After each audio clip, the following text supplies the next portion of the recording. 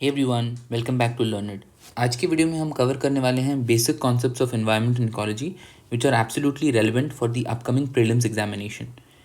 This is going to be not a single video, I will cover this in parts. And आज के lecture में हम देखने वाले हैं एक क्विक ओवरव्यू एंड एक रिविजन करेंगे सारे इंपॉर्टेंट कॉन्सेप्ट्स का विच आर रेलिवेंट। ठीक है, तो स्टार्ट करते हैं। सो हम स्टार्ट करेंगे with the three most important terms जो आपको जानना ज़रूरी है, that is environment, ecology and ecosystem. ये जो तीन टर्म हैं ये बहुत ज़्यादा यूज होते हैं and the entire subject is about that only. एक और भी टर्म है बायोडाइवर्सिटी एंड एक और चीज़ है climate change. So our syllabus is like environment, ecology, ecosystem, biodiversity and climate change. ये सारे ब्रॉडर कॉन्सेप्ट्स हैं जो हमें पढ़ना है। ठीक है, एंड जो बायोडाइवर्सिटी है उसकी कवरेज हमने ऑलरेडी कर ली है and the 3-part biodiversity series is already up on our channel, so you can check that out. And वहाँ पे मैंने काफ़ी कॉम्प्रिहेंसिवली पूरा बायोडाइवर्सिटी का कॉन्सेप्ट को कवर किया है।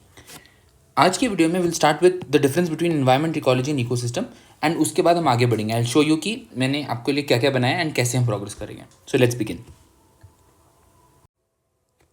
तो यार देखो, सबसे पहला टर्म है एनवायरनमेंट। अभी एनवायरनमेंट क्या होता है? सिंपल से डेफिनेशन मैंने यहाँ पे लिखा है, all external factors and conditions and influences that surround and affect an organism और अ ग्रुप ऑफ ऑर्गेनिजम्स। ठीक है, कोई भी फॉर एग्जाम्पल कोई भी एक ऑर्गेनिज्म है, उसके सारे external factors, the sum total of its surroundings and ऐसे सारे फैक्टर्स और कंडीशंस जो उस पर्टिकुलर ऑर्गेनिज्म, लेट्स से ये ऑर्गेनिज्म है, सारे फैक्टर्स जो इसको इन्फ्लुएंस कर रहे हैं ना, they come under the definition of environment. So it is basically all external factors and conditions and influences that surround and affect या तो एक particular organism और group of organisms. Okay? Environment includes दो components. क्या क्या हैं वो? Biotic and abiotic. So it includes biotic factors. Biotic factors मतलब क्या हुआ? Biotic. आप इसको break down करो. It's something related to biology, right? Something related to biota. So it is basically plants, animals, microorganisms and उनके बीच के interactions. तो इसको हम बोलते हैं biotic factors.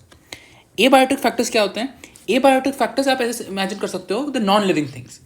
एयर हो गया, सनलाइट हो गया, उस रीजन का क्लाइमेट हो गया, what is the temperature, what is the soil type, water, air, sunlight, water, soil, ये सारी चीज़ें एबायोटिक फैक्टर्स हो जाती हैं।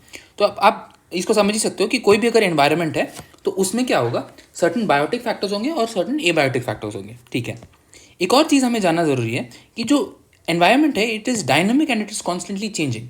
Environment can not be static. आप देख सकते हो, फॉर एग्जाम्पल अगर मैं आपको ये वाला एनवायरनमेंट दिखाऊं, लेट्स से ये वाला हो गया, ठीक है, लेट्स से यहाँ पे जो ग्लेशियर्स हैं वो मेल्ट हो रहे हैं एंड ये वाला टॉपिक हम काफ़ी डिटेल में पढ़ेंगे इन climate change. For example let's say ये जो आइस कैप्स है ना, ये मेल्ट हो रहे हैं and they are the ice is just draining into the lake, यहाँ पे जो है, तो ये लेक का वाटर लेवल इंक्रीज हो जाएगा, राइट, एंड लेक का वाटर लेवल इंक्रीज हो जाएगा, so that will cause a ripple effect. फिर उसके हिसाब से certain micro organisms will adapt, they might change their behaviour. तो ये जो पूरा एनवायरनमेंट है it is not static, it is dynamic and it is constantly changing. This was a short example but I hope it is clear. ठीक है, environment क्या करता है? It influences the growth and development and also the survival of living organisms. इसका एक quick example यहाँ पे देखते हैं। ये देखो, ये दोनों बेयर्स हैं, this is a polar bear and this is a grizzly bear. जो पोलर बेयर होता है ना, that has a white fur as you can see and the grizzly bear has a brown fur. तो जो grizzly bear है, for example अगर ये forest में पाए जाते हैं, सो उनका जो बॉडी टाइप है, उनका जो फिजिकल ट्रेट है, it is in such a way कि they are merging in to the forest environment. उसी टाइम पर अगर आप पोलर बेयर को देखोगे, so they have white fur which helps them merge with the polar environment, polar the colder Arctic environment. ठीक है, ये चीज़ है। तो इन दोनों के देखो जो चेंजेस है ना, देयर फॉर एग्जाम्पल अगर मैं बताऊं तो पोलर बेयर का जो हाइट है वो ग्रिजली बेयर से काफ़ी ज़्यादा होता है। ठीक है, and polar bear also very fierce carnivores, they are the top carnivores. ठीक है, तो आप ऐसे समझो कि एक पर्टिकुलर ऑर्गेनिज्म का कैसा एनवायरनमेंट है ना, वो उसका ग्रोथ, डेवलपमेंट और उसके सर्वाइवल पे भी इफेक्ट डालता है। ठीक है, ये चीज़ है। So this is basically everything that you need to know about environment. एक और चीज़ है, एनवायरनमेंट और हैबिटेट में क्या डिफरेंस होता है। ठीक है, फिर हम आगे पढ़ेंगे कि हैबिटेट और नीश में क्या डिफरेंस होता है, ये आगे आएगा। बट अभी के लिए आप ये समझो, habitat is basically it is a subset of the environment. अगर एनवायरनमेंट एक बड़ा टर्म है तो जो हैबिटेट है ना, it is just a subset of the environment. And इसमें हम एक पर्टिकुलर स्पीसीज के बारे में देखते हैं, it is with respect to a particular species. For example ये ग्रिजली बेयर का, लेट्स से एक फॉरेस्ट पर्टिकुलर एरिया उसका हैबिटेट है हम ऐसे बोलते हैं, but environment is more in generic sense, उसको हम ब्रॉडर डेफिनेशन की तरह यूज करते हैं. This is the difference. ठीक है, हैबिटेट आप ऐसे समझ सकते हो, it's like a subset of a broader framework which is environment. ये आइडिया है. ओके, अभी let's move on to the next definition, next term which is ecology. अभी इकोलॉजी क्या है? देखो, इकोलॉजी सबसे पहले एक साइंटिफिक स्टडी है. आपको ये याद रखना है, ecology is a scientific study. Let me highlight it with a thicker marker. Okay, ecology is a scientific study of relationships or interactions between living organisms and their environment and also among living organisms. आप समझ रहे हो, दो चीज़ें.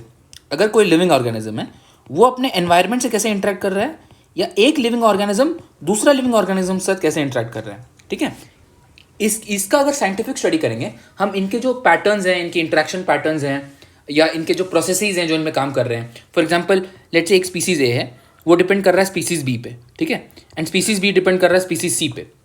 कुछ ऐसा food chain type का बन रहा है. फूड चेन क्या होता है, फूड वेब क्या होता है, ये भी आगे पढ़ेंगे, बट आपने सुना ही होगा, राइट? जैसे फॉर एग्जाम्पल, अगर एक सिंपल एग्जाम्पल लो, एक रैट है. ठीक है, रैट को खा जाता है एक स्नेक, स्नेक को खा जाता है एक vulture. For example, not vulture, let's say eagle. ठीक है, because vulture is a decomposer, will come to that. अगर आप ऐसा छोटा सा एक फूड चेन में आपको बना लो, तो आप देख सकते हो कि माउस को खा रहा है स्नेक, तो snake is dependent upon mouse. ठीक है, अगर माउस पॉपुलेशन बहुत कम है, in for example in hypothetical setup जहाँ पे स्नेक सिर्फ माउस को खाते हैं, तो अगर माउस का पॉपुलेशन बहुत कम है तो स्नेक्स को प्रॉब्लम हो जाएगा, because they won't have food. आप समझ रहे हो? तो माउस पे डिपेंड करता है स्नेक, एंड अगेन स्नेक पे डिपेंड करता है उसके ऊपर वाला predator which is the eagle. ठीक है, ये चीज़ है. तो इनके बीच में क्या रिलेशन है, how is the energy flowing, आप समझ रहे हो? ये डिपेंडेंसी क्यों आ रही है, how are they interacting in the first place, and ये सब चीज़ का साइंटिफिक स्टडी हम इकोलॉजी में पढ़ते हैं. This is what ecology is about. ठीक है, अभी इसमें आ जाते हैं एक इंपॉर्टेंट चीज़ पे. It encompasses various levels of organisation. अब ये इंपॉर्टेंट है, क्या क्या लेवल्स ऑफ ऑर्गेनाइजेशन है, क्योंकि हमने देखा कि यार देखो, हमें एक साइंटिफिक स्टडी करना है, तो we need a structure, we need a hierarchy जिसमें हम सारी चीज़ों को पुट कर पाएँ. आप ऐसे समझो जैसे हम ऐसे समझ सकते कि एटम्स हैं, फिर मॉलिक्यूल्स आते हैं, फिर सेल्स आते हैं, उसके बाद टिश्यूज बनते हैं, ऑर्गन्स. उसी के हिसाब से अगर आप एक छोटे यूनिट से बड़े यूनिट पे जा रहे हो ना, वैसे ही इकोलॉजी में भी एक छोटा यूनिट से बड़ा यूनिट का एक सफ़र होता है. So what is that? It is basically known as various levels of organisation, या हम इसे इकोलॉजिकल हायरार्की भी बोलते हैं. Ecological hierarchy. ओके, अभी ये क्या है? तो इसमें 6 लेवल्स हैं. ठीक है, अब इसको देखो. सबसे पहला लेवल है ऑर्गेनिज्म, फिर ऑर्गेनिज्म से बनता है पॉपुलेशन, पॉपुलेशन से कम्युनिटी, कम्युनिटी से इकोसिस्टम, इकोसिस्टम से बायोम, एंड बायोम से बायोस्फीयर. तो आप समझ ही सकते हो, this is very easy to understand कि जैसे जैसे आप ऐसे नीचे जा रहे हो ना, आपकी जो कॉम्प्लेक्सिटी है वो बढ़ रही है, इंटरेक्शन बढ़ रहे हैं. ठीक है, कितने ज़्यादा इंटरैक्टिव डिमेंशंस हैं. मतलब फॉर एग्जांपल, एक स्क्विरल है, वो बस एक ट्री के साथ ना इंटरेक्ट करके अब एक पॉन्ड इकोसिस्टम के साथ भी इंटरेक्ट कर रहा है. तो ऐसे कॉम्प्लेक्सिटी बढ़ जा रही है. ठीक है, तो इसको बोलते हैं लेवल्स ऑफ ऑर्गेनाइजेशन. जो सबसे ऊपर वाला लेवल है organism, that is the most basic unit. And जैसे ही आप नीचे नीचे जा रहे हैं, biosphere is a very complex unit. Biosphere मतलब क्या होता है? एटमोस्फीयर, लिथोस्फीयर, हाइड्रोस्फीयर, ये तीनों का जो अमेलगमेशन है उसको हम बायोस्फीयर बोलते हैं. सो ये है लेवल्स ऑफ ऑर्गेनाइजेशन. अभी इनको एक एक करके तुरंत समझते हैं विद अ डायग्राम. ये देखो, this is a very simple diagram. ठीक है, आपको देखो चीज़ों कॉम्प्लिकेट करने की जरूरत नहीं है. You are not here to become a ecologist, you just here to understand various principles of ecology which are important for the exam. ठीक है, ये चीज़ है. तो सबसे पहले देखो, एक ऑर्गेनिज्म ले लिया मैंने. This is a organism. अभी ये ऑर्गेनिज्म क्या होता है? Individual living things are called organisms. ठीक है, an organism is nothing but an individual that is capable of acting and functioning independently. अगर आपको डिफाइन करना तो वैसे कर सकते हो. ऑर्गेनिज्म क्या होता है? Organism is nothing but an individual living being that can act और फंक्शन इंडिपेंडेंटली. ठीक है, अभी एक कॉन्सेप्ट आ जाता है स्पीसीज का. स्पीसीज क्या होता है? I will write it down here. What are species? ठीक है, स्पीसीज में हमको दो चीज़ याद रखना है. Species are nothing but a group of living organisms. Organism क्या होता है हमने समझ लिया, any individual living being which is capable of acting and functioning independently. Okay, species मतलब group of living organisms consisting of similar individuals. ठीक है, similar individuals, same type के similar individuals that are capable of interbreeding, ठीक है, capable of interbreeding and producing a fertile offspring. They are capable of interbreeding मतलब jeans exchange कर पाए and उनसे जो नया ऑफस्प्रिंग बने that should also be fertile. तो इनको बोलते हैं स्पीसीज। तो स्पीसीज आप डेफिनेशन नोट कर लीजिए, species are nothing but group of organisms consisting of similar individuals that are capable of interbreeding and producing a fertile offspring, ठीक है, ये चीज़ है। And species is the most basic unit, जैसे organisms बोलते हैं ना, वैसे स्पीसीज टैक्सोनॉमी में एक बहुत ही बेसिक यूनिट है, ठीक है, ये चीज़ है। अभी चलो हमने ऑर्गेनिज्म समझ लिया, ऑर्गेनिज्म के बाद क्या आता है इस पर देखते हैं, ये हमने समझ लिया। नेक्स्ट आता है पॉपुलेशन। पॉपुलेशन क्या होता है, देखो, many organism of one species, now we know what species is, right, now we know what species is. Many organisms of one species living in one area is called population. ये एक जो organism है, ये organism, let's say ये animal अकेला एक organism है, ठीक है, समझ में आ रहा है, it can act and function independently, ठीक है। अभी इसी स्पीसीज के कई सारे ऑर्गेनिज्म या कई सारे एनिमल्स फॉर एग्जांपल यहाँ पे अगर एक ही एरिया में साथ में रह रहे हैं तो that is known as population. आप पॉपुलेशन को जो हम लेमन टर्म्स में हम नॉर्मल यूजुअल ऐसे यूज करते हैं उसमें भी आप समझ सकते हो उसको, ठीक है, ये चीज़ है। अभी पॉपुलेशन के बाद आता है कम्युनिटी। तो देखो आप देख सकते हो कि कॉम्प्लेक्सिटी बढ़ रही है। यहाँ पे हम यहाँ पे आप एक ऑर्गेनिज्म का बात कर रहे थे, अब हम बात कर रहे हैं एक पॉपुलेशन के बारे में जहाँ पे ग्रुप ऑफ ऑर्गेनिजम्स है ऑफ द सेम स्पीसीज। ये सेम स्पीसीज वर्ड इंपॉर्टेंट है, ठीक है, ये चीज़ है। अब आ जाता है अगर ढेर सारे पॉपुलेशन, लेट्स से यहाँ पे इस पर्टिकुलर एनिमल के पॉपुलेशन या जीब्रा के पॉपुलेशन, लायंस के पॉपुलेशन, अगर वो सब एक जगह पे रह रहे हैं तो that is known as a community, ठीक है। तो कम्युनिटी मतलब many different populations living in one area. आपको सिंपल याद रखना था, देखो एक ऑर्गेनिज्म सिंपल है, it can act and function independently. एक ही स्पीसीज के ढेर सारे organisms, population. Different types of population of different species living together in one area is community, simple है। अभी देखो ये तीनों तो हमने समझ लिया है, ठीक है, ये तीन नाउ वी अंडरस्टैंड। अभी नेक्स्ट जो आता है ना इकोसिस्टम, इसको हमें अलग से भी पढ़ना है। सी तो जो इकोसिस्टम है दैट इज नथिंग बट, मैं आपको अभी बताता हूँ, ecosystem is basically a practical manifestation of ecological concepts. Ecology जो है ना वो एक थियोरेटिकल फ्रेमवर्क प्रोवाइड करता है। क्या, किस चीज़ का थियोरेटिकल फ्रेमवर्क, कि कैसे पैटर्न्स हैं, कैसे प्रोसेसेस हैं, क्या एनर्जी फ्लो है। फॉर एग्जांपल जैसे मैंने आपको बताया था कि स्नेक माउस को खा रहा है तो उसको एनर्जी मिल रहा है, स्नेक ईगल खा रहा है तो ईगल को एनर्जी मिल रहा है। तो ऐसे एक एनर्जी फ्लो का एक पैटर्न बन रहा है। तो इन सब का साइंटिफिक स्टडी, फॉर एग्जाम्पल एक जगह पे एक पर्टिकुलर एनिमल का कितना पॉपुलेशन है, उसका बर्थ रेट क्या है, डेथ रेट क्या है, कोई बाहर के फॉरेस्ट से अगर कोई माइग्रेशन हो रहा है कि नहीं, right, and how is it interacting with the environment, how they are interacting together, ठीक है। तो ये सारी चीज़ें हम इकोलॉजी में पढ़ते हैं। Ecology is a scientific study and most importantly it provides a theoretical framework, ठीक है, थियोरेटिकल फ्रेमवर्क करता है। और जो इकोसिस्टम है ये उसी थियोरेटिकल फ्रेमवर्क का रियल लाइफ में एक प्रैक्टिकल मैनिफेस्टेशन है। आई होप आपको समझ में आ रहा हो। जो इकोलॉजिकल कॉन्सेप्ट है, फॉर एग्जाम्पल जो ट्रॉफिक लेवल का कॉन्सेप्ट है और जो फूड चेन का कॉन्सेप्ट है वो इकोलॉजिकल कॉन्सेप्ट है। वो एक्चुअली में नेचर में कैसे प्ले आउट हो रहा है वो एक इकोसिस्टम में प्ले आउट हो रहा है, तो उसको हम इकोसिस्टम में पढ़ते हैं। इसलिए हायरार्की या levels of organisation of ecology में या इकोलॉजिकल हायरार्की में एक टर्म आता है इकोसिस्टम। आई होप आपको ये डिफरेंस समझ में आ रहा होगा। आपको इन तीनों का डिफरेंस बिल्कुल ही क्रिस्टल क्लियर होना चाहिए, ठीक है, ये चीज़ है। अभी इकोसिस्टम क्या होता है, इकोसिस्टम तो चलो यहीं देख लेते हैं, ठीक है, ये कर लेते हैं, फिर will come to biome and biosphere. Ecosystem देखो यार, इकोसिस्टम इज नथिंग बट, देखो यहाँ पे एक टर्म है, it is a functional unit of nature. Ecosystem is a functional unit of nature that is composed of biotic components which are interacting with their physical environment within a defined area. ये चीज़ आपको याद रखना है, this is very important, within a defined area, and by interacting they are capable of exchanging energy and matter through various ecological processes. देखो definition में ये आ रहा है कि एक particular region में within a defined area biotic components are interacting with abiotic components and through that they are exchanging energy matter through what, through various ecological processes. अब ये ecological processes क्या हैं ये हम आगे जाके पढ़ेंगे जब हम पढ़ेंगे functions of ecosystem। मैं आपको बताऊंगा अभी, ठीक है, कि हम functions of ecosystem भी कैसे कवर करेंगे, ठीक है।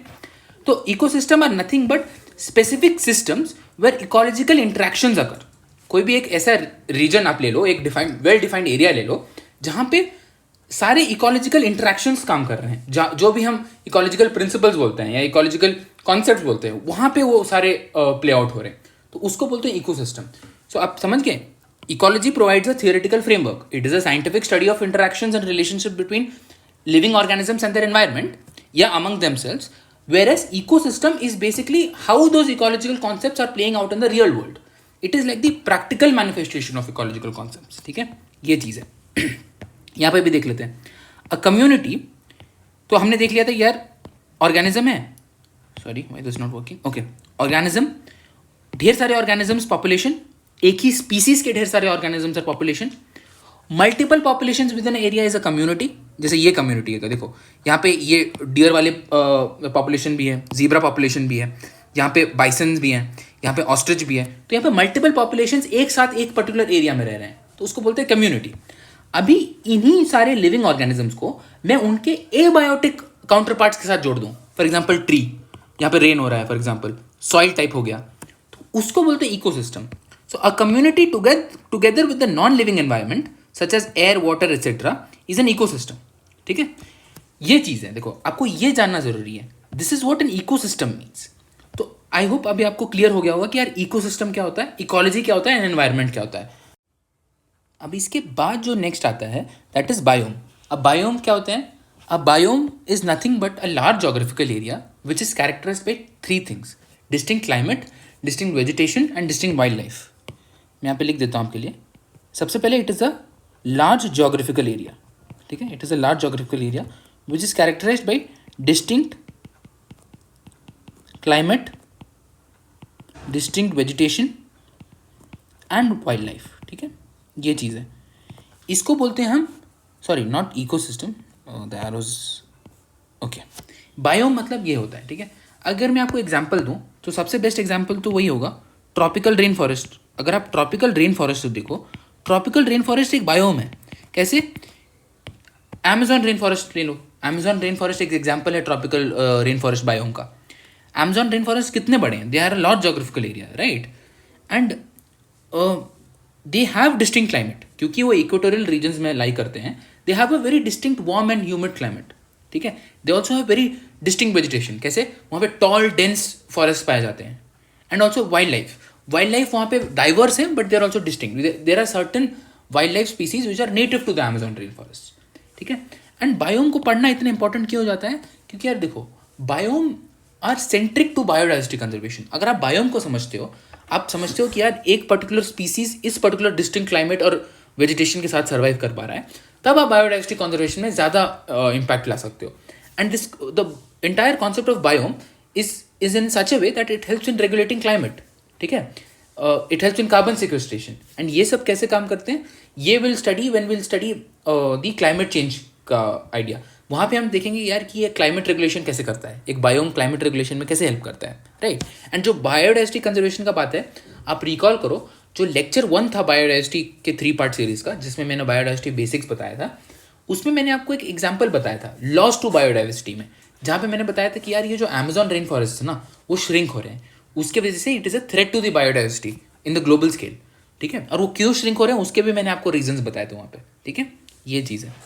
बायोम के बाद आ जाता है लास्ट वाला, बायोस्फीयर. ये तो आपने सबने सुना होगा. Biosphere is nothing but amalgamation of multiple biomes, या आप समझ सकते हो कि it is nothing but combination of atmosphere, hydrosphere and lithosphere. ठीक है, ये चीज़ हो गया. तो ये होता है levels of organisation, and this is a scientific framework which is put in place. हम तो बस इतना पढ़ रहे हैं ना कि एक ऑर्गेनिज्म होता है, एक पॉपुलेशन होता है. अगर आप इकोलॉजी पढ़ोगे ना, विच जो हमें नहीं पढ़ना है, ठीक है, हमें बस बेसिक कॉन्सेप्ट समझनी है. इकोलॉजी में आप समझोगे डायनामिक्स ऑफ पॉपुलेशंस. आप समझोगे यार कम्युनिटीज़ कैसे इवॉल्व करती हैं, राइट. एक पर्टिकुलर स्पीसीज का बर्थ रेट या डेथ रेट दूसरे पर्टिकुलर स्पीसीज का death rate and birth rate को कैसे इंपैक्ट करता है. It is a scientific study. It also has a lot of math involve. It also has calculus involve for that matter. ठीक है, ये सारी चीज़ें. एंड इस पर हम क्या क्या कॉन्सेप्ट पढ़ते हैं एक बार मैं आपको बता देता हूँ. स्पीसीज इंट्रैक्शंस पढ़ते हैं. क्यों? क्योंकि देखा डेफिनेशन ही यही है, साइंटिफिक स्टडी ऑफ इंट्रैक्शंस और रिलेशनशिप्स बिटवीन या तो एक लिविंग ऑर्गेनिज्म और उसका एनवायरनमेंट, या तो अमंग लिविंग ऑर्गेनिजम्स इटसेल्फ. तो मतलब स्पीसीज इंट्रैक्शंस, और इसी को हम बोलते हैं बायोटिक इंट्रैक्शंस, जो हमारे सिलेबस में है. इसको आपने सुना होगा कहीं ना कहीं. जैसे कॉमेंसालिज्म, अमेंसालिज्म, म्यूचुअलिज्म, राइट, न्यूट्रलिज्म, कंपटीशन, ये सारे टर्म्स जो हैं ये बायोटिक इंटरेक्शंस में आते हैं एंड इसको भी हम कवर करेंगे व्हेन विल स्टडी इकोलॉजी, मतलब जब हम इकोलॉजिकल कॉन्सेप्ट्स को डील करेंगे। इसके बाद एनर्जी फ्लो जो होता है, मैंने आपको बताया था कि एक पर्टिकुलर स्पीसीज को लेट्स से ए को खा जा रहा है बी को खा रहा है सी, तो इस वे में एक एनर्जी फ्लो हो रहा है, एनर्जी ट्रांसफर हो रहा है, जो मैंने माउस, स्नेक और ईगल वाला एग्जाम्पल बताया था आपको, ठीक है, वो बहुत सिंपल एग्जाम्पल। वैसे ही न्यूट्रिएंट साइक्लिंग भी एक कॉन्सेप्ट है। अब न्यूट्रिएंट साइक्लिंग क्या है, ये सारी चीज़ें हम पढ़ेंगे। I tell you nutrient cycling थोड़ी देर के बाद, बिकॉज वहाँ पे मैं आपको food chain, food web, trophic level के बारे में थोड़ा सा बताऊंगा, तो वहाँ पे कवर करते हैं। उसके बाद आपको एक और भी चीज़ पढ़ना होता है इकोलॉजी में, which is adaptation, predation and in response to changing environment conditions. इसको बोलते हैं हम प्रिंसिपल्स ऑफ इकोलॉजी, और इसको भी पढ़ेंगे हम। क्या क्या प्रिंसिपल्स ऑफ इकोलॉजी पढ़ेंगे हम, ब्रॉडली आपको बता देता हूँ। विल स्टडी अडेप्टेशन, ये इंपॉर्टेंट है। Will study speciation, will study variation, ठीक है। विल स्टडी इसके अलावा will study natural selection, will study what is evolution, what is extinction. तो ये सारी चीज़ें हम कवर करेंगे। These are nothing but principles of ecology. And although exam में डायरेक्टली ये नहीं पूछा जाता है, ये जो टर्म्स है ना, they are very important themselves and आपको ये पता होना चाहिए। जैसे आप सुनते हो adaptation, adaptation is basically how a particular individual और एन ऑर्गेनिज्म चेंजेस इटसेल्फ, जिसको हम बोलते हैं adapts, in order to survive in the existing environmental conditions. For example giraffe, ठीक है, उनका लॉन्ग नेक का रीजन है बिकॉज दे हिस्टोरिकली, अगर आप उनका एवोल्यूशनरी साइकिल देखोगे तो they have gotten long necks because they had to eat grass from tall trees. वो सारा चीज़ है। तो these are principles of ecology, ठीक है, ये चीज़ है। बायोटिक इंट्रैक्शंस और principles of ecology are something which will study in detail. इसके अलावा एनर्जी फ्लो और न्यूट्रिएंट साइक्लिंग तो हम इकोसिस्टम में पढ़ेंगे। क्यों? क्योंकि मैंने आपको अभी बताया कि इकोलॉजी बस एक थियोरेटिकल फ्रेमवर्क, एक scientific study certain principles and concepts provide करता है, उसको हम रियल वर्ल्ड में लगाते हैं under the heading of ecosystem. तो एनर्जी फ्लो हम रियल वर्ल्ड में लगाएंगे under the topic of ecosystem, वैसे हम न्यूट्रिएंट साइक्लिंग में करेंगे, राइट। ये सारी चीज़ है। तो आई होप आपको ये बेसिक्स क्लियर है, ठीक है। एक बार मैं आपको ये भी डायग्राम समझा देता हूँ। ऑर्गेनिज्म मैंने को बताया, an individual living being which is able to act and function independently. Survival and reproduction, it is a unit of natural selection. Natural selection क्या है, विल कम टू इट। उसके बाद आ जाता है पॉपुलेशन, फिर कम्युनिटी, ठीक है।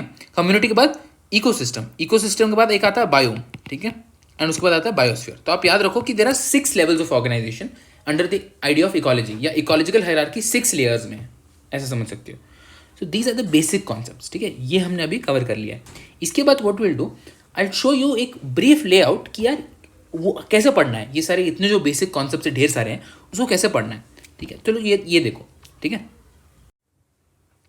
आपको ये समझना ज़रूरी है कि हमने 3 टर्म्स पढ़े, एनवायरनमेंट, इकोलॉजी एंड इकोसिस्टम, लेकिन एक्चुअली में the topic of ecosystem is what is centric to the entire study of environment and ecology for this exam. Ecosystem is the most important thing. क्यों? क्योंकि यार देखो, environment is nothing but a broad generic framework, जिसमें हम बोल रहे हैं कि यार कोई भी एक लिविंग ऑर्गेनिज्म के अराउंड उसके सारे एक्सटर्नल फैक्टर्स, कंडीशंस जो उसके ग्रोथ वगैरह को इन्फ्लुएंस करते हैं, इंक्लूडिंग ए बायोटिक, तो उसको हम एनवायरनमेंट बोलते हैं। This is a broader framework, ठीक है। एंड इकोलॉजी में हम पढ़ते हैं सर्टेन प्रिंसिपल्स कि यार ठीक है, एनर्जी फ्लो ऐसे होता है, ठीक है, एक पॉपुलेशन ऐसे ऐसे चेंज होता है विद टाइम। लेकिन एक्चुअल वर्ल्ड में जो चेंज हो रहा है, राइट, वो हम इकोसिस्टम्स में पढ़ते हैं। इसलिए ecosystem is centric to a study.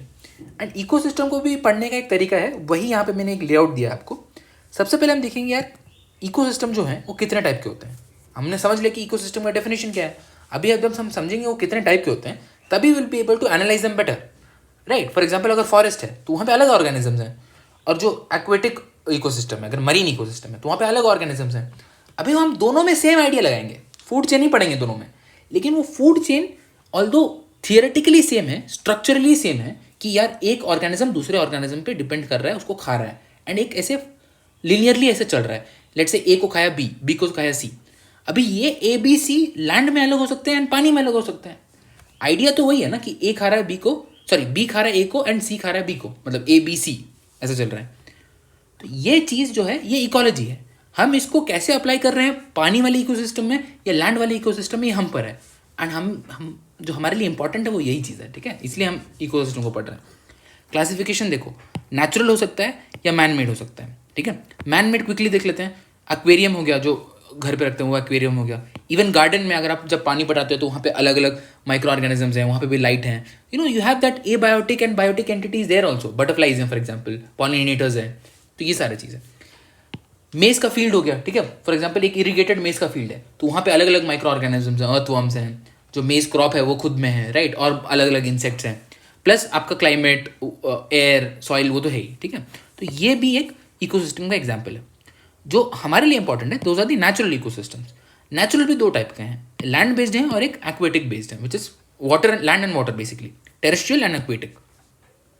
Terrestrial में हम तीन इंपॉर्टेंट जो पढ़ते हैं, forest ecosystems, grassland ecosystems and desert ecosystems. अब फॉरेस्ट तो आप समझ रहे हो पेड़ पौधे ऐसे ही चीज़, एंड डेजर्ट मतलब आप समझ रहे हो कि नॉर्मल ऐसे रेत है।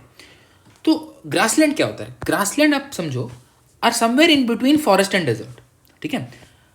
अगर मैं आपको बताऊं तो जो टेम्परेट रीजन्स के जो फॉरेस्ट है ना, ठीक है, अगर वो सब ट्रॉपिकल डेजर्ट्स के साथ मिल जाते हैं तो वो जो ट्रांजिशन जोन होता है तो उसको हम ग्रासलैंड बोलते हैं। आप रिकॉल करो वेटलैंड्स वाले वीडियो में हमने आपको पढ़ाया होगा, this is known as ecotone, ठीक है, इसको इकोटोन में बोल सकते हैं। तो grassland is also an example of ecotone.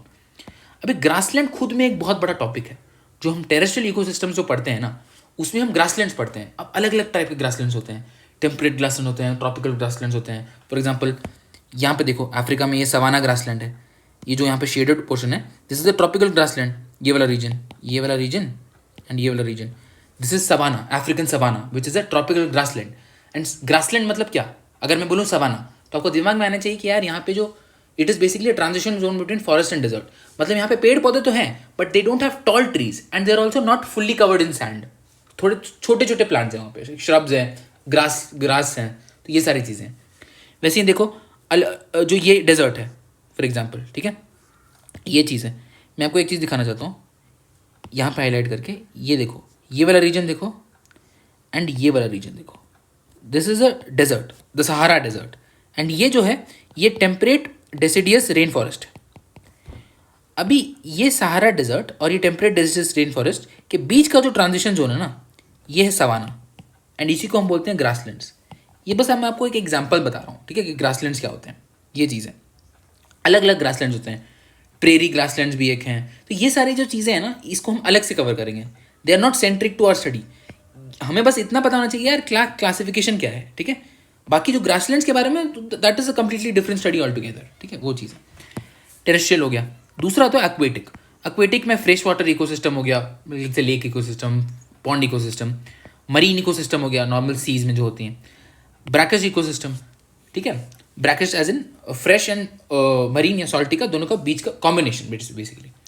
इस ये हमने डिटेल में कवर किया है। We have studied wetlands, we have also gathered some basic idea of mangroves, although mangrove ecosystems के बारे में मैं I'll bring a different video because they need a special attention. हमने लेकिन wetlands पढ़ा हुआ है, so we understand aquatic ecosystems to some extent, ठीक है, ये चीज़ है। तो ये होता है यार क्लासिफिकेशन, नेचुरल होता है, मैन मेड होता है। नेचुरल के अंदर दो टाइप के होते हैं, टेरेस्ट्रियल होते हैं और एक्वेटिक होते हैं, ये चीज़ है।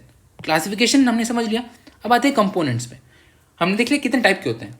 अभी देख लेते हैं यार इकोसिस्टम एक अगर एक कॉन्सेप्ट है तो उसमें क्या क्या एलिमेंट्स हैं, पढ़ेंगे कैसे। फॉर एग्जांपल अगर आप कोई गेम खेल रहे हो, क्रिकेट खेल रहे हो, तो क्रिकेट खेलने के लिए you need a playground, you need a wicket, right, you need players, right. So वो सारे एक गेम को खेलने के लिए टूल्स जो है ना वैसे समझ सकते हो आप, तो उसको बोलते हैं कंपोनेंट्स। अब वो दो टाइप के हैं, या तो एक लिविंग है या तो नॉन लिविंग है, बायोटिक है या ए बायोटिक है, ठीक है। ए बायोटिक देख लेते हैं quickly because there is nothing much to study in abiotic, whereas in biotic हमें थोड़ा सा डिटेल में पढ़ना पड़ेगा। ए बायोटिक देखो, abiotic is basically physical factors हो गए, इनऑर्गेनिक्स हो गए, ऑर्गेनिक मैटर हो गया, इनऑर्गेनिक मैटर हो गया, फॉर एग्जांपल ये सारे ए बायोटिक फैक्टर्स में आते हैं। For example temperature, humidity, sunlight, water quality, air quality, climate क्या है, ये सारे ए बायोटिक फैक्टर्स हैं, ठीक है। इनऑर्गेनिक मैटर वही वाटर, ऑक्सीजन लेवल्स क्या हैं, कार्बन डाइऑक्साइड लेवल क्या है, वहाँ पे वो सारी चीज़ें डिपेंड करती हैं, they influence the ecosystem. And organic matter proteins हो गए, राइट, लिपिड्स, कार्बोहाइड्रेट्स, ये सारी चीज़ें ऑर्गेनिक मैटर है, ठीक है। फॉर एग्जांपल जैसे कोई प्लांट है तो वो सनलाइट रिसीव कर रहा है एंड सनलाइट से वो फोटोसिंथेसिस कर रहा है। जो फोटोसिंथेसिस का रिएक्शन है जो हम आगे जाके देखेंगे, उसमें आप देखते हो कि कार्बोहाइड्रेट बन रहा है which is basically translating into energy, right. तो ये चीज़ है, एंड वो एनर्जी अगेन उस प्लांट को कोई खा रहा है, कोई एनिमल, एंड उस एनिमल को फिर उससे बड़ा एनिमल खा रहा है, तो ऐसे वो एनर्जी ट्रांसफर हो रही है। एनर्जी आ तो सन से ही रही है, because sun is the primary source of energy for our planet. ये चीज़ है। तो ये हो गए एबायोटिक फैक्टर्स। दूसरा हो गया biotic factors. Abiotic factors is something known as limiting factor, इस पे आते हैं, बट उससे पहले बायोटिक फैक्टर्स को समझ लेते हैं। तो we have some idea about abiotic factors. अब बायोटिक फैक्टर्स देखते हैं। दो टाइप के होते हैं, प्रोड्यूसर्स एंड कंज्यूमर्स। सिंपल, बस इतना याद रखो। कंज्यूमर्स अगेन दो टाइप के होते हैं, macro consumers and micro consumers. ठीक है, ये चीज़ है। प्रोड्यूसर्स क्या है? प्रोड्यूसर्स मतलब green plants. Simple example, green plants हो गए टेरेस्ट्रियल इकोसिस्टम में। ठीक है, एंड अगर आप एक्वेटिक इकोसिस्टम ले लो तो आप फाइटोप्लैंक्टन्स को मान सकते हो। ठीक है, या simple smaller one sailed life को मान सकते हो वहाँ पे। अभी ये चीज़ क्यों इंपॉर्टेंट है? जो प्रोड्यूसर्स है ना, they take in the sunlight and they do the function of photosynthesis through which they produce food. ठीक है, they produce energy and that only translates into a food chain when subsequent species consume them. ऐसा चीज़ है, ये idea है। अभी ये हो गए प्रोड्यूसर्स। प्रोड्यूसर्स को जो खाते हैं उसको बोलते हैं कंज्यूमर्स।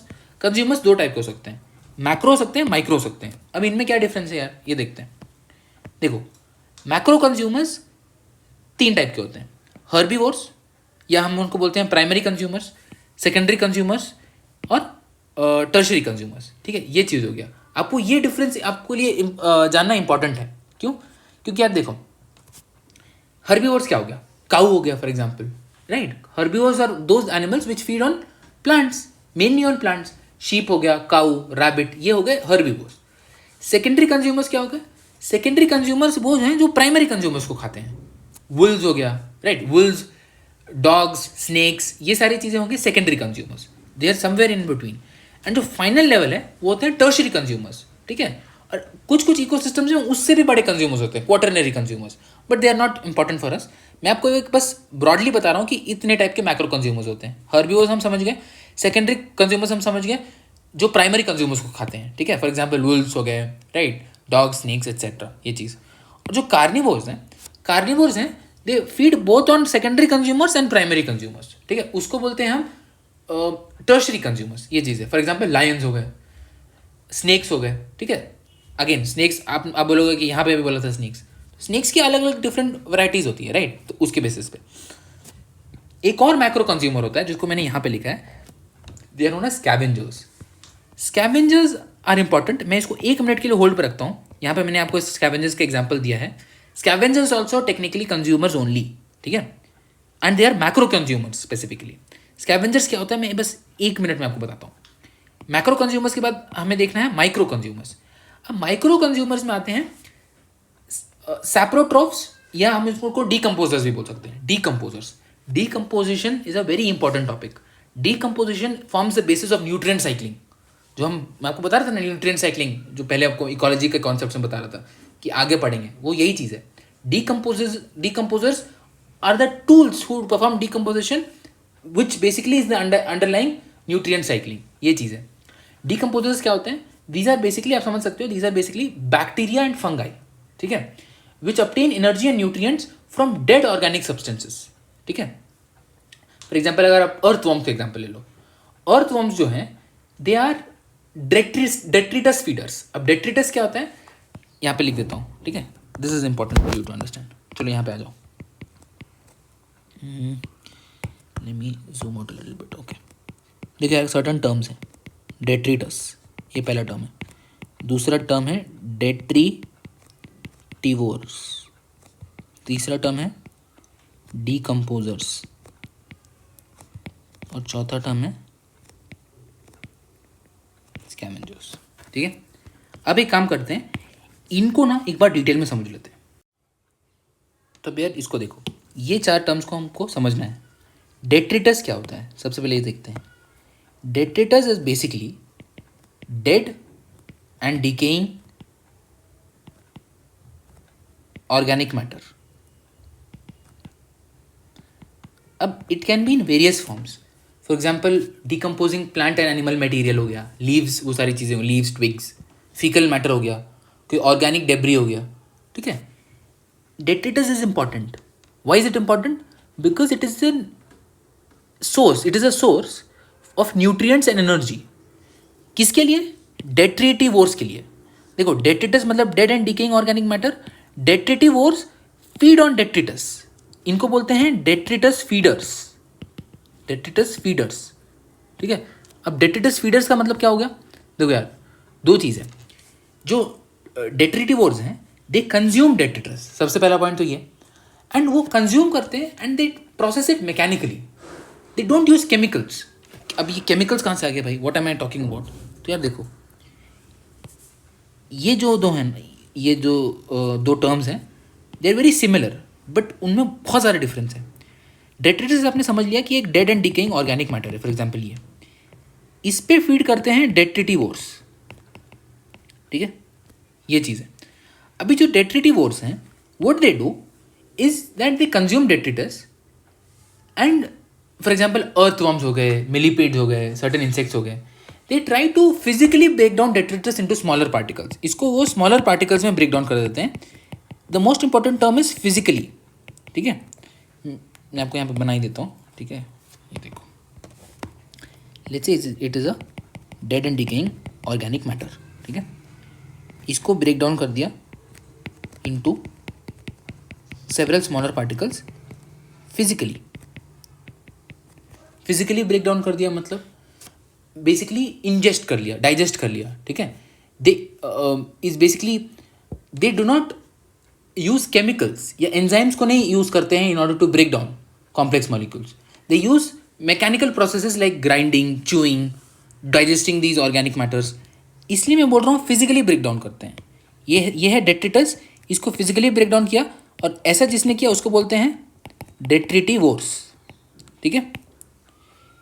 वही अगर इसी को कोई केमिकली ब्रेक डाउन करे, केमिकली कैसे ब्रेक डाउन कर सकता है, केमिकली ब्रेक डाउन कर सकता है बाय यूजिंग एंजाइम्स, कोई एंजाइम सेक्रीट करे एंड उससे कोई एंजाइमेटिक एक्शन हो जिससे ये जो dead and decaying organic matter है इट गेट्स सिंप्लीफाइड और rather it gets broken down, ठीक है, and it gets converted into, for example अगर ये ऑर्गेनिक मैटर है तो it gets converted into nutrients and minerals, for example nitrogen में convert हो गया, फॉस्फोरस से कार्बन में कन्वर्ट हो गया, ठीक है, and which again can be reuse by living organisms, तो इनको बोलते हैं डीकम्पोजर्स, ठीक है।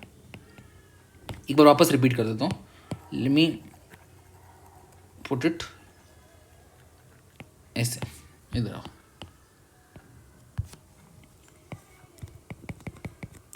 ये है डेट्रिटस, केमिकल एक्शन, ठीक है, और ये है mechanical action. Mechanical action includes grinding, chewing, digestion, ठीक है। Chemical action includes enzymes. Detritus को बेसिकली हमें क्या करना है, स्मॉलर पार्टिकल्स में ब्रेक डाउन कर लेना है, स्मॉलर पार्टिकल्स, एंड ये break down into nutrients and minerals to be used by other living organisms, ठीक है। ये दो प्रोसेस चल रही है। ये जो चीज़ है इसको बोलते हैं हम decomposition, and they are decomposers who do this thing, and ये वाला जो चीज़ है इसको बोलते हैं हम डेट्रिटिवोर्स, जो ऐसा करते हैं उनको बोलते हैं डेट्रिटिवोर्स। तो यहाँ आप, आई होप आपको डेट्रिटस, डेट्रिटिवोर्स और डीकम्पोजर्स के बीच का डिफरेंस समझ में आया होगा, ठीक है, this is important. And finally आ जाते हैं स्कैवेंजर्स। अब यार देखो स्कैवेंजर्स इंटरेस्टिंग है, scavengers are not micro consumers, they are not micro consumers, क्योंकि यार देखो मैंने यहाँ पे लिखा है scavengers are part of macro consumers only, but वो भी कुछ ऐसा ही काम करते हैं। वो क्या करते हैं, what do scavengers do, scavengers are organisms which consume और डेड एनिमल्स और plants who they did not kill themselves, ठीक है, they feed on carcasses और decaying organic matter left behind by other organisms, ठीक है। इसका बेस्ट एग्जाम्पल हो गया वल्चर, हाइनाज हो गया, ठीक है। what do, they play a crucial role in cleaning up the dead and decaying matter and recycling nutrients from dead organisms back into the environment, ये काम करते हैं, ठीक है। they help in rapid removal of dead organic matter। Again इससे क्या होगा, क्योंकि अगर डेड ऑर्गेनिक मैटर बहुत टाइम तक पड़ा रहेगा तो उससे डिजीजेस का स्प्रेड हो सकता है, तो these scavengers, what they do, they help in recycling the nutrients, they clean up the environment and help in recycling the nutrients back into the environment. ये चीज़ है, ठीक है. फॉर एग्जाम्पल वो जो break dead and decaying organism है, let's say कोई plant and animal life है, तो अगर वो उस पर फीड कर रहे हैं एंड वो जो डेड कैसे हुआ, वो किसी और ने किल किया है, ठीक है, डेड करकासेस, तो उससे बेसिकली क्या होगा, जो ऑर्गेनिक मैटर है वो वापस सॉइल में चल जाएगा, न्यूट्रिएंट्स रिलीज होंगे, फॉर एग्जांपल नाइट्रोजन, फास्फोरस, ठीक है, एंड अगेन उसका एक साइकिल चलेगा, carbon cycle, nitrogen cycle, phosphorus. तो ये सारा चीज़ भी है. तो आप समझ रहे हो, जो न्यूट्रिएंट साइक्लिंग का रेल्म है उसमें दो चीज़ें हैं. एक तो है डीकम्पोजिशन, जिसकी वजह से ऐसे रिसाइकलिंग ऑफ न्यूट्रिएंट्स हो रहा है, जिसको हम न्यूट्रिएंट रिसाइकलिंग बोलते हैं. एंड इसी में साथ साथ बायोजियोकेमिकल साइकिल्स भी हैं. बायोजियोकेमिकल साइकिल्स मतलब, देखो यहाँ पे मैंने लिखा है, न्यूट्रिएंट साइक्लिंग के अंदर दो चीज़ें हैं, एक डीकम्पोजिशन प्रोसेस है एंड एक बायोजियोकेमिकल साइकिल्स का प्रोसेस है. बायोजियोकेमिकल साइकिल्स मतलब कि यार नाइट्रोजन कैसे आप में हमारे बायोस्फीयर में सर्कुलेट हो रहा है, जो कार्बन साइकिल है वो कैसे काम कर रहा है, वाटर साइकिल कैसे काम कर रहा है, जब प्रेसिपिटेशन हो रहा है, फिर रन ऑफ हो रहा है, फिर वो पानी में मिल रहा है, फिर इवापोरेशन हो रहा है, फिर क्लाउड्स बन रहे हैं, वापस प्रेसिपिटेशन हो रहा है. तो ये जो साइक्लिक प्रोसेस हो रहा है, ये सब का स्टडी भी एक टेक्निकली एक न्यूट्रिएंट रिसाइकलिंग ही है, ठीक है. ये चीज़ है एंड उसको हम डिटेल में समझेंगे. तो यार, तो ये हो गया. आई होप आपको डेट्रिटस, डेट्रिटिवोर्स, डीकम्पोजर्स और स्कैवेंजर्स के बीच का डिफरेंस समझ में आ गया होगा. तुरंत देख लेते हैं क्या क्या. डेट्रिटस होता है dead and decaying organic matter, ठीक है. For example twig, leaves, twigs हो गए, कोई भी डेड एंड डिकेइंग ऑर्गेनिज्म, ठीक है, इसको बोलते हैं detritus. It can be any organic debris और इवन फीकल मैटर. डेट्रिटिवोर्स वो होते हैं जो by mechanical action they break down the detritus into smaller particles, ठीक है. Mechanical action such as grinding, chewing या डाइजेस्टिंग, ठीक है, डाइजेस्टिव एक्शन भी कर सकते हैं. ये होता है डेट्रिटिवोर्स. अब जो डीकम्पोजर्स होते हैं वो अलग एक कैटेगरी ऑफ ऑर्गेनिजम्स हैं, ठीक है.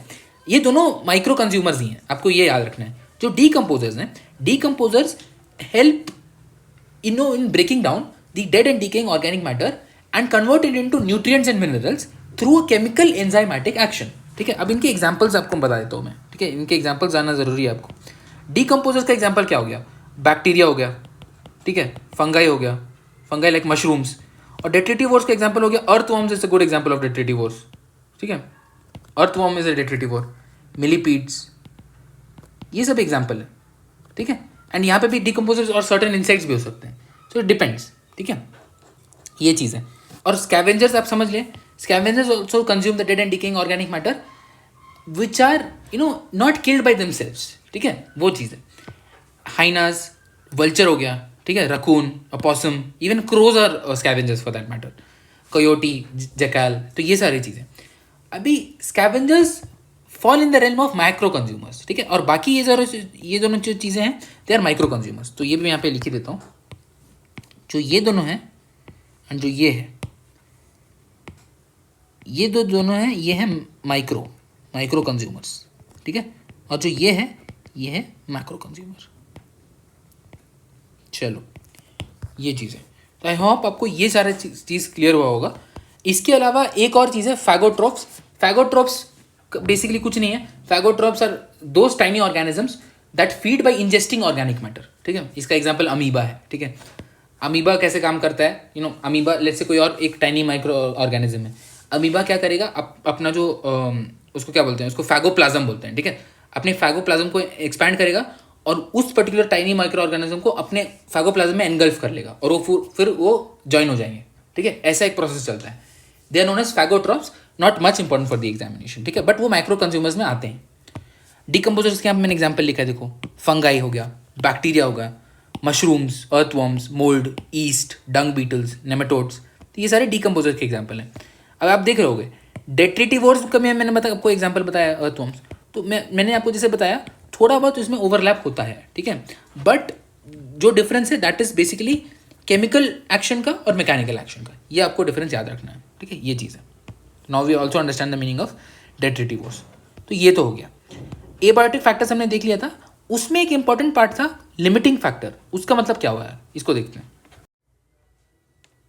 तो ऐसा होता है कि there are multiple abiotic factors that play a role to shape an organisms characteristic, ठीक है, determine its distribution and survival rates. ये हमें पता ही है क्योंकि जब हमने इन्वायरमेंट पढ़ा था तब हमने देखा था कि यार ये जो बायोटिक एंड एबायोटिक फैक्टर्स होती है ना, they determine how they help in the growth, survival and development of an individual, of an organism. तो अगर कोई बायोटिक फैक्टर है, अगर कोई ऑर्गेनिज्म है, तो उसके आसपास जो एबायोटिक फैक्टर्स हैं, they determine its survival characteristic, they determine how it's distributed in that particular region. ये चीज़ है.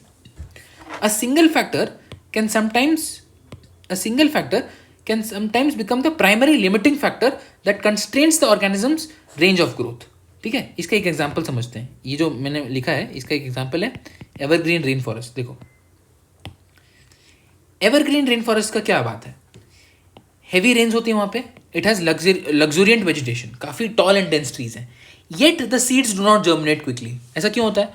जब वहाँ पे हेवी रेन है, प्रॉपर मॉइस्चर भी है and it already has luxuriant vegetation, तो भी जो नए सीड्स हैं ना, they do not germinate quickly. ऐसा क्यों होता है? क्योंकि देखो, the limiting factor here is poor nutrient in the soils. और सॉइल और न्यूट्रिएंट्स एक एबायोटिक फैक्टर है, एंड ये एबायोटिक फैक्टर इस पर्टिकुलर इकोसिस्टम के लिए एक लिमिटिंग फैक्टर है. उसके वजह से क्या हो रहा है, जो नए सीड्स हैं दे डू नॉट जर्मिनेट क्विकली. अब यार ये ऐसा क्यों हो रहा है? जब वहाँ पे प्रॉपर सनलाइट भी है, हेवी रेन्स भी हो रहे हैं, मॉइस्चर भी है, ऑलरेडी लग्जूरियंट वेजिटेशन भी है, बट जो सॉइल क्वालिटी है वो बहुत पुअर है, वो बिल्कुल ही न्यूट्रिएंट पुअर है जो सॉइल है वहाँ पे. एंड सॉइल क्यों न्यूट्रिएंट पुअर है? क्योंकि वहाँ पे हैवी बारिश होती है, बहुत बारिश होती है वहाँ पे, it has heavy rains and frequent rains, तो there is a constant flow of water. And क्योंकि मिट्टी में there is constant flow of water, जो भी न्यूट्रिएंट्स है ना, दे गेट लीच्ड ऑफ. तो लीचिंग का प्रोसेस हो जाता है. लीचिंग का प्रोसेस की वजह से क्या होता है, जो न्यूट्रिएंट्स हैं दे गेट लॉस्ट. ये चीज़ है. As a result of nutrient leaching, the surface soil becomes nutrient poor or inferior. This nutrient deficiency becomes a significant constraint for seed germination and plant growth. ये चीज़ है. The presence of limiting factor like nutrient poor surface soil influences ecological interactions. देखो ये important है. एक limiting factor आया, उसकी वजह से क्या हुआ, जो सॉइल है, मतलब बेसिकली जो सॉइल है वो न्यूट्रिएंट प्योर है. ठीक है, अभी क्योंकि सॉइल न्यूट्रिएंट प्योर है तो वहाँ के इकोलॉजिकल इंट्रैक्शंस चेंज हो जाएंगे, एंड वो जो प्लांट कम्युनिटी कॉम्पोजिशन है वो चेंज हो जाएगा. कैसे? ये देखो, species that are adapted to thrive in nutrient poor conditions may dominate. ठीक है, एंड वो species of plants which are not adapted, which find it difficult in such conditions, they might struggle and eventually they might get eradicated completely. ठीक है, and उसलिए उनका distribution limited हो जाएगा. तो किस टाइप का कम्युनिटी होगा एंड उनके बीच में क्या इकोलॉजिकल इंट्रैक्शंस होगा, this is decided by the abiotic factors. And उसमें से जैसे इस पर्टिकुलर एग्जाम्पल में एक एबायोटिक फैक्टर है जो है सॉइल क्वालिटी. सॉइल में जो न्यूट्रिएंट क्वालिटी है वो ये पूरी चीज़ को लिमिट कर दे रहा है. आप समझ पा रहे हो? ये चीज़ है. ये एग्जाम्पल को प्लीज़ याद रखो, ये एक्चुअली एक PYQ में भी आया हुआ है. ठीक है, ये चीज़ है. This is about evergreen rain forest and कैसे उनका poor quality of soil is a limiting factor which affects the ecological interactions and also the distribution of plant community. ये आपको याद रखना है. अभी और मेजर लिमिटिंग एबायोटिक फैक्टर्स क्या क्या होते हैं? लाइट हो सकता है, right. The spectral quality of solar radiation which is received is important, it is essential for life. And अगर मैं आपको बताऊं, लेट से लाइट में जो सनलाइट आ रहा है वहाँ पे, इट हैज़ एक पूरा इलेक्ट्रोमैग्नेटिक स्पेक्ट्रम है, उसमें there is UV rays as well. तो जो UV कंपोनेंट है स्पेक्ट्रम का, that can be harmful to many organisms. तो जो स्पेक्ट्रल क्वालिटी ऑफ लाइट है ना, वो इंपॉर्टेंट है, that can act as a limiting factor. वैसे रेन हो गया. Most of the biochemical reactions take place in aqueous medium because water is a good solvent. ठीक है, and water helps in breaking down those bonds. वो चीज़ है. Temperature क्या होता है? Temperature, there are a few organisms which can tolerate and thrive in a wide range of temperatures. उनको बोलते हैं हम यूरीथर्मल. यूरीथर्मल मतलब वाइड रेंज ऑफ टेम्परेचर्स में थ्राइव कर सकते हैं. ठीक है, वैसे ही कुछ ऑर्गेनिजम्स होते हैं, दोज आर स्टेनोथर्मल. स्टेनोथर्मल मतलब एक पर्टिकुलर नैरो रेंज में ही रेस्ट्रिक्टेड है वो. ठीक है, ये चीज़ है. वैसे ही ऑल्टीट्यूड भी एक लिमिटिंग फैक्टर हो सकता है. कैसे यार? जैसे जैसे हम ऊपर जाते हैं, लाइक फॉर एग्जाम्पल माउंटेन आप क्लाइंब कर रहे हो, तो there is a fall in temperature, and जैसे ही टेम्परेचर में फॉल आता है, वर्टिकल जोनेशन हो जाता है, क्योंकि certain plants require certain temperature to grow, right. तो इसी को बोलते हैं. फॉर एग्जाम्पल जो तुंद्रा वेजिटेशन है, those are found in the high mountain caps, whereas जो ट्रॉपिकल रेन फॉरेस्ट है वो माउंटेन के नीचे पाया जाएगा, right, because it needs that moisture. वो चीज़ है. ये आपको बताना चाह रहा हूँ. तो altitude also can act as a limiting factor. And again atmospheric composition, for example अगर कार्बन डाइऑक्साइड ज़्यादा है, नाइट्रोजन ज़्यादा है, ऑक्सीजन का क्वांटिटी कम है, ये सारी चीज़ें they can help help in regulating कि एक पर्टिकुलर इकोसिस्टम का ग्रोथ कैसे हो रहा है, ये चीज़ है। तो ये सारे are major abiotic limiting factors. And evergreen forest का जो मैंने आपको एग्जांपल बताया था, जहाँ पे सॉइल का nutrient quality was acting as a limiting factor, इसको आपको याद रखना है। तो अभी हमने क्या देखा, हमने पूरा कॉम्पोनेंट्स ऑफ इकोसिस्टम समझ लिया है, हमने क्लासिफिकेशन समझ लिया था एंड हम कॉम्पोनेंट्स भी समझ चुके हैं। हमने ये भी देखा था कि क्लासिफिकेशन में हमने वेटलैंड्स कवर कर लिया है, ठीक है, ये चीज़ है। अभी इसके बाद आ जाता है एक very important topic which are the functions, ठीक है। तो इसको एक बार देखते हैं। अभी देखते हैं the concept of functions of an ecosystem rather the structure and functioning of an ecosystem. अब ये जो टॉपिक है फंक्शनिंग ऑफ इकोसिस्टम, ये बहुत इंपॉर्टेंट टॉपिक है, ठीक है। इसके बाद एक और टॉपिक बच जाता है which is ecosystem services, right. इसके बारे में हमने थोड़ा बहुत पढ़ा था बायोडाइवर्सिटी सीरीज में, बट डिटेल में हम ये वाले बेसिक्स वाले में कवर करेंगे। तो अभी फोकस करते हैं फंक्शंस पर। फंक्शंस आर बेसिकली जो अंडरलाइंग इकोलॉजिकल कॉन्सेप्ट्स है ना, जो हमने सीखा था, जो हम देख रहे थे इकोलॉजी वाले हेडिंग के अंदर, उसको हम यहाँ पे अप्लाई करेंगे और सीखेंगे कि यार रियल वर्ल्ड में ये कैसे प्ले आउट करते हैं, ठीक है, ये चीज़ है। इसमें आपको मेनली 4 चीज़ें पढ़ना है, 4 हेड्स के अंदर पढ़ना है, एंड ऐसे ही हम देखेंगे। तो this is like an overview. पहले हम देखेंगे एनर्जी फ्लो के बारे में, ठीक है। एनर्जी फ्लो हमेशा लीनियर होता है, ये याद रखो। मैं आपको बता रहा था कि अगर स्पीसीज ए को बी खा रहा है, बी को सी खा रहा है, ऐसे चल रहा है, तो ये एनर्जी फ्लो है एंड दिस इज लिनियर। उसके अलावा जाते हैं न्यूट्रिएंट साइक्लिंग। अब nutrient cycling is cyclic in nature, नाम में ही है न्यूट्रिएंट साइक्लिंग। इसका एग्जाम्पल हो गया डीकम्पोजिशन, जो हम देख रहे थे। डीकम्पोजर्स क्या करते हैं, जो dead and decaying organic matter है उनको केमिकल एक्शन के थ्रू ब्रेक डाउन करके न्यूट्रिएंट्स एक्सट्रैक्ट कर लेते हैं and they recycle it back into the environment. इसको बोलते हैं nutrient recycling. And since the once the nutrients are recycled back to the environment, उनको बाकी सारे प्लांट्स कंज्यूम करते हैं, साथ में वो सनलाइट लेते हैं, पानी लेते हैं, ये सब मिला के दे प्रोड्यूस कार्बोहाइड्रेट, ये दे प्रोड्यूस फूड एंड एनर्जी, ठीक है। एंड फिर वो इकोसिस्टम को आगे बढ़ाता है, क्योंकि लेट्स से कोई और ऑर्गेनिज्म आके उस पर्टिकुलर ग्रास को खाएगा या उस पर्टिकुलर प्लांट को खाएगा और उस ऑर्गेनिज्म को कोई और ऑर्गेनिज्म खाएगा, तो ऐसी चीज़ें चलती हैं, ठीक है, ये चीज़ें। उसके बाद देखेंगे इकोलॉजिकल सक्सेशन। अब इकोलॉजिकल सक्सेशन मतलब क्या होता है, ठीक है। इकोलॉजिकल सक्सेशन को आप ऐसे समझ सकते हो कि अगर कोई प्लांट कम्युनिटी है, कोई भी एनिमल और प्लांट स्पीसीज एक पर्टिकुलर कम्युनिटी में रह रहे हैं, ठीक है, तो विथ टाइम उस पर्टिकुलर कम्युनिटी में काफ़ी चेंजेस आते हैं, ठीक है। एंड उसके वजह से क्या होता है, फॉर एग्जाम्पल मैं आपको बताता हूँ, यहीं पे बताता हूँ, ठीक है। Let's say there is a bare rock, ठीक है, पहले एक बेयर रॉक था, फिर ओवर हंड्रेड्स ऑफ ईयर्स वहाँ पे लिचन्स आए, लिचन्स का एक्शन हुआ, ठीक है, लिचन्स एंड मॉजेस। उसके बाद वहाँ पे स्मॉल प्लांट्स आने लगे, उसके बाद ग्रासेस एंड पेरेनियल प्लांट्स आने लगे, राइट। उसके बाद ग्रासेस तो थे ही, shrubs and shade intolerant plants like pines, ये ग्रो करने लगे, ठीक है। इवेंचुअली फिर बड़े बड़े ट्रीज ग्रो करने लगे, shade tolerant trees such as oak and hickory. And eventually क्या होगा, ये काफ़ी ग्रो करेगा, फिर यहाँ पे इनके बीच में कॉम्पिटिशन भी हो जाएगा। एंड कॉम्पिटिशन में क्या होता है, दोनों स्पीसीज को लॉस होता है, जो भी स्पीसीज कंपीट करे दोनों को लॉस होता है। तो इवेंचुअली जाके ये कहीं स्टेबलाइज हो जाएगा, एक स्टेबल कम्युनिटी का रूप ले लेगा।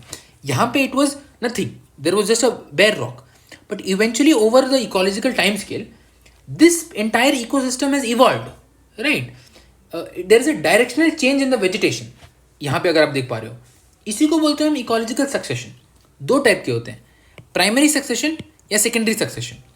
प्राइमरी सक्सेशन मतलब अगर पहले से कोई कम्युनिटी वहाँ नहीं था, ठीक है, फॉर एग्जाम्पल कोई रॉक, बेयर रॉक है या बेयर लैंड है, ठीक है, वहाँ पे पहले से कोई कम्युनिटी नहीं था, बट इवेंचुअली विथ टाइम क्या हो रहा है, वहाँ पे लिचन का एक्शन हो रहा है, लिचन मॉजेस आ रहे हैं, फिर स्मॉल प्लांट्स आ रहे हैं, फिर बड़े प्लांट्स आ रहे हैं, ये सारा चीज़ हो रहा है।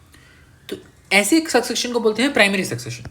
सेकेंडरी सक्सेशन मतलब लेट्स से कोई ऑलरेडी वॉल्केनिक एरप्शन हुआ था वहाँ पे, या कोई आग लग गया था, एंड उसके बाद से वहाँ पे कोई कम्युनिटी का ग्रोथ हो रहा है। तो बेसिकली प्राइमरी मतलब स्क्रैच से हो रहा है और सेकेंडरी मतलब स्क्रैच से नहीं हो रहा है, ठीक है। सेकेंडरी इज नॉट स्क्रैच से, सेकेंडरी इज बेसिकली एक पर्टिकुलर कम्युनिटी ऑलरेडी थी, या तो उसका पार्शियली डिस्ट्रक्शन हो गया या कंप्लीट डिस्ट्रक्शन हो गया, एंड उसके बाद से वहाँ पे एक नया कम्युनिटी का डेवलपमेंट स्टार्ट हुआ, ठीक है। तो इसको बोलते हैं सेकेंडरी सक्सेशन। तो succession is nothing but ecological time scale पर एक डायरेक्शनल चेंज हो रहा है इन वेजिटेशन, ठीक है, in the type of plants and animal species in a particular region, उसको बोलते हैं इकोलॉजिकल सक्सेशन।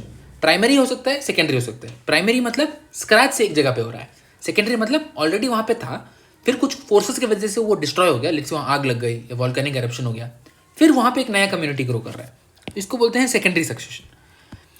जो पहला स्पीसीज है जो उस कम्युनिटी को ग्रो करने का बिल्कुल स्टार्टिंग में आता है उसको बोलते हैं पाइनियर स्पीसीज, ठीक है। एंड बीच में जो सारे आते हैं उनको बोलते हैं सक्सेसिव स्टेजेस, इंटरमीडिएट स्पीसीज या serial community. Note it down, उनको हम सीरियल कम्युनिटी बोलते हैं या सीरियल स्टेजेस भी बोलते हैं। एंड फाइनली जो कम्युनिटी आता है जो कोएग्जिस्ट कर रहा है स्टेबल फॉर्म में उसको बोलते हैं स्टेबल कम्युनिटी या क्लाइमैक्स कम्युनिटी। वही सेम टर्मिनोलॉजी यहाँ भी अप्लाई होता है, ठीक है। पहले पाइनियर आते हैं, फिर इंटरमीडिएट स्पीसीज आती हैं एंड फाइनली क्लाइमैक्स स्पीसीज आती है या क्लाइमैक्स कम्युनिटी आती है, ठीक है। तो ये चीज़ है। Again this is not the end, succession is a big topic, इसके बारे में हम पढ़ेंगे और इसके काफ़ी एग्जाम्पल्स भी देखेंगे जो PYQ के फॉर्म में आए हैं, ठीक है। इसमें आगे जाके हम देखेंगे कि there is something known as autogenic and allogenic succession as well, right, इसके बारे में जानेंगे, ठीक है। ये चीज़ है। फाइनली हम देखेंगे होम्योस्टेसिस और फीडबैक मैकेनिज्म। होम्योस्टेसिस क्या होता है? होम्योस्टेसिस इज नथिंग बट कोई भी एक बायोलॉजिकल सिस्टम है ना, उसका सेल्फ रेगुलेशन का टेंडेंसी को हम बोलते हैं homeostasis. The inherent tendency of a biological system to resist changes. अगर मैं आपको एग्जांपल बताऊं, आप एक पॉन्ड इकोसिस्टम ले लो, एक पॉन्ड इकोसिस्टम ले लो। वहाँ पॉन्ड इकोसिस्टम में लेट्स से जू प्लैंक्टन्स है, ठीक है। जू प्लैंक्टन्स का पॉपुलेशन बहुत बढ़ गया है। तो क्योंकि जू प्लैंक्टन्स का पॉपुलेशन बढ़ गया है तो वो और सारे फाइटोप्लैंक्टन्स को खाएंगे, ढेर सारे फाइटोप्लैंक्टन्स को खाने लगेंगे। एंड इससे क्या होगा, फाइटोप्लैंक्टन्स का पॉपुलेशन इवेंचुअली कम हो जाएगा, ठीक है। अगर मैं बता रहा हूँ, लेट्स से जू प्लैंक्टन्स है, इनका बढ़ गया पॉपुलेशन। जू प्लैंक्टन्स किसको खाते हैं? फाइटोप्लैंक्टन्स को खाते हैं। अभी क्योंकि ये बढ़ गए हैं और ये लिमिटेड है तो क्या होगा इससे? जू प्लैंक्टन्स बहुत हैं और उनको खाने के लिए कम फाइटोप्लैंक्टन्स हैं, तो जू प्लैंक्टन्स स्टार्वेशन के थ्रू मरने लगेंगे। उससे क्या होगा, जू प्लैंक्टन का पॉपुलेशन वापस से कम हो जाएगा। तो आप देख रहे हो एक फीडबैक मैकेनिज्म चल रहा है यहाँ पे, ठीक है। जू प्लैंक्टन्स का पॉपुलेशन बढ़ा, उस पर्टिकुलर इकोसिस्टम में एक नेगेटिव फीडबैक मैकेनिज्म लगा जिसकी वजह से इवेंचुअली जू प्लैंक्टन्स का पॉपुलेशन कम हो गया।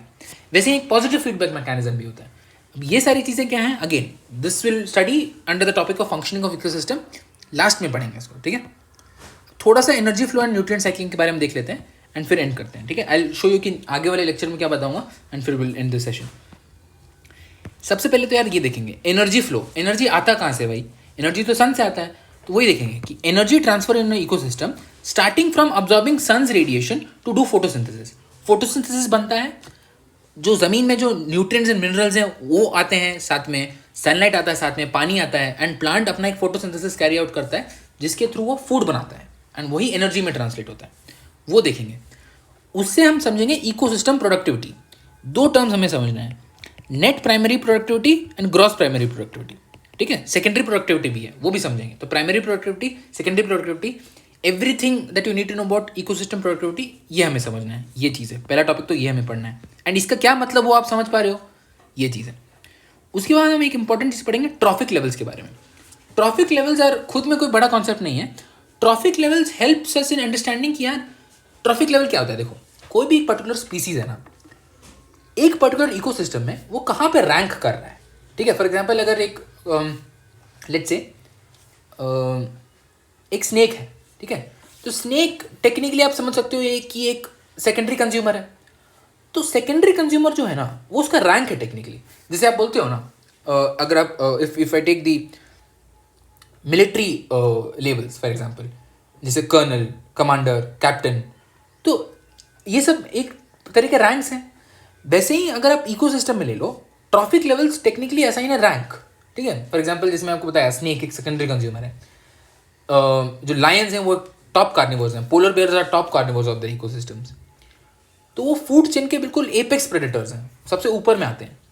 तो trophic levels are nothing but a way to demarcate them through different ranks कि यार ये ट्रॉफिक लेवल में इसके ऊपर ये ट्रॉफिक लेवल है, इसके नीचे ये ट्रॉफिक लेवल है, ये चीज़ है।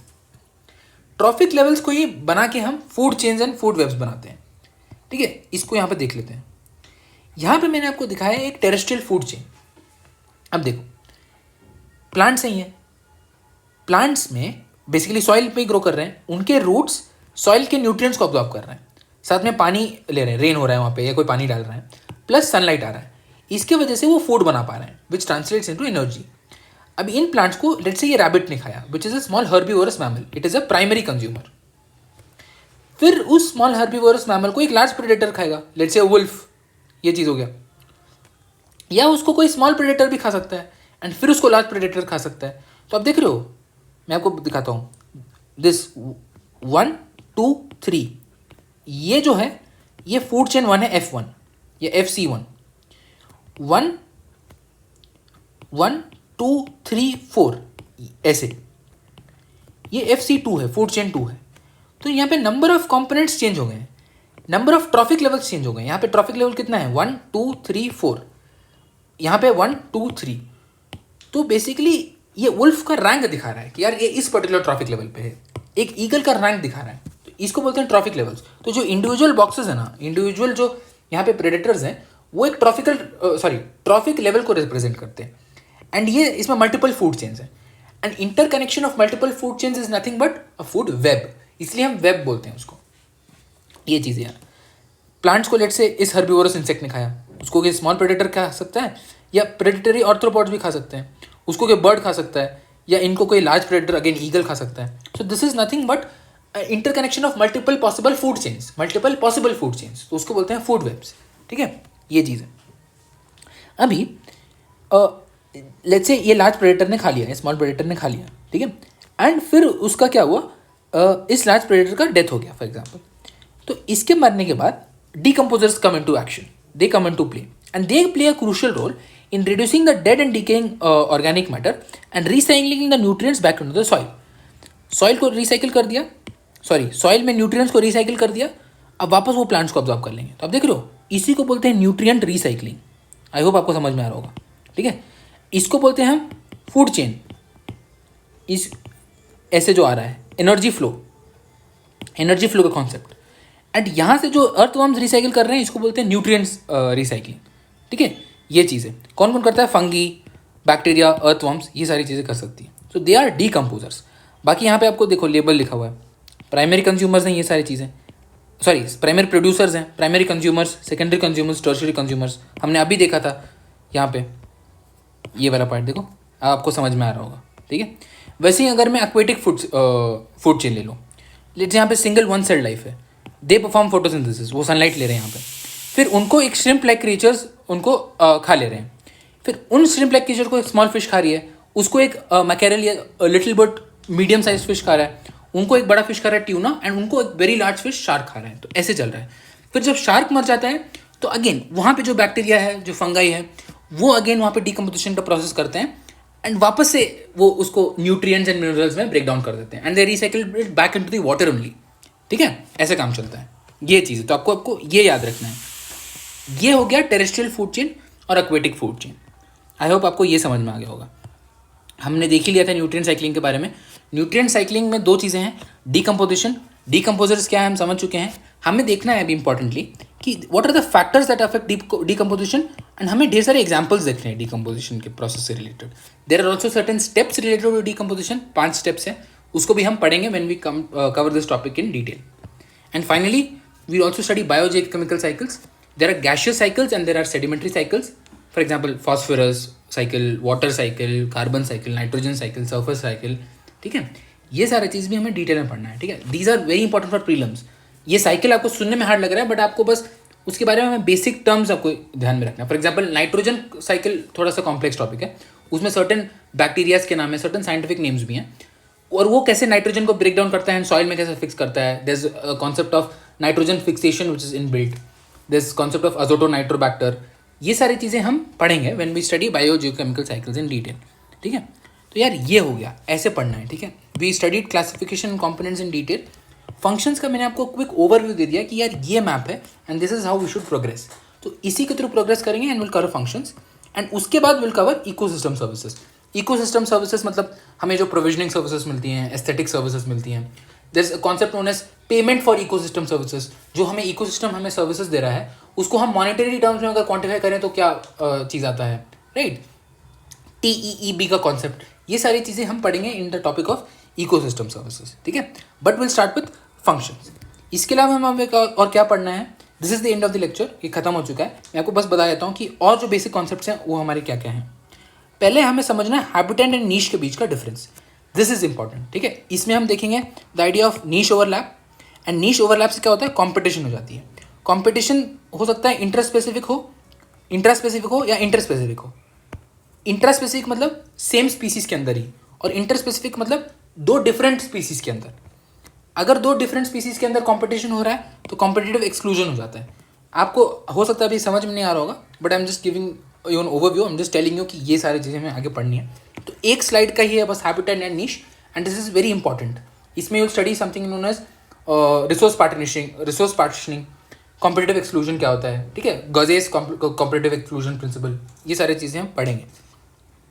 एंड फाइनली जो आपको बता रहा था, इकोलॉजी में if I take you to the first slide, ecology explores concepts such as species interactions, energy flow, nutrient recycling, adaptation, predation and certain other concepts. यहीं से biotic interactions and principles of ecology हमने derive किया था कि यार ये सारी चीज़ें तो इसी में पढ़ना होता है, तो इसको हम लास्ट में कवर करेंगे, ठीक है, ये वाला चीज़। Will study biotic interactions and principles of ecology. आपने सुना होगा मेंसालिज्म, पैरासिटिज्म, कॉम्पिटिशन।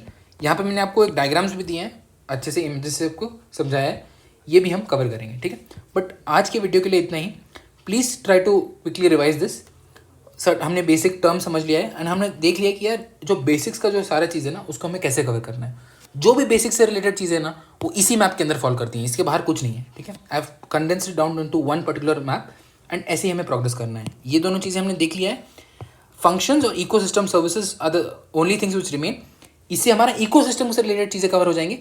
फिर हमें करना पड़ेगा इकोलॉजी, और उसमें दो चीज़ करना है, biotic interaction and principles of ecology. बस ये स्लाइड, दैट्स इट। उसके बाद हमारा सारा बेसिक्स रिलेटेड सब तो कवर हो जाएगा, ठीक है। एंड एक साइड टॉपिक है habitat and niche, which is important. Habitat का मतलब हम ऑलरेडी समझ चुके हैं, नीश का मतलब भी हम समझ लेंगे, and will wind it up in just one slide, ठीक है, ये चीज़ है। तो यार चलो, this was the end of the video. I hope you enjoyed the lecture.